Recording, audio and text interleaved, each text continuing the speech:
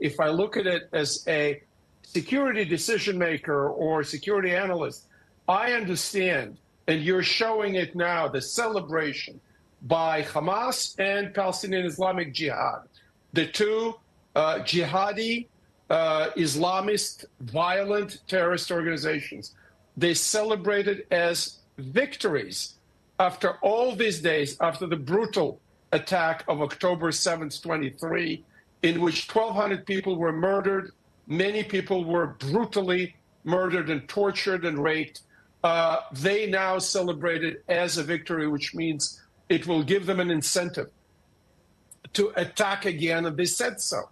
Their representatives saying they will continue till they destroy the state of Israel. This is not about a two-state solution. This is not about coexistence. This is about destruction of the state of Israel. And as they say, as they claim, murder of every Jew they can put their hands on.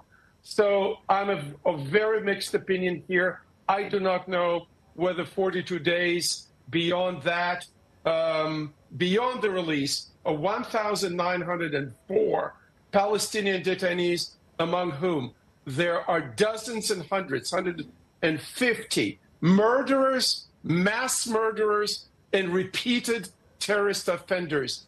I cannot see it as a good deal for Israel, but I see it as a good deal for families if Hamas continues to release the Israeli hostages.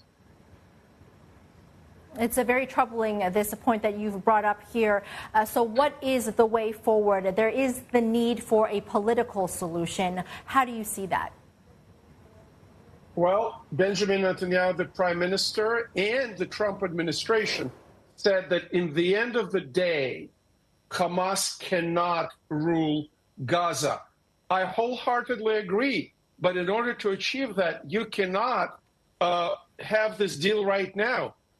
Part of the solution is getting Hamas out of Gaza, getting these terrorists to countries that support them, be it Turkey, be it Qatar, or now we heard maybe Indonesia will take some of these people.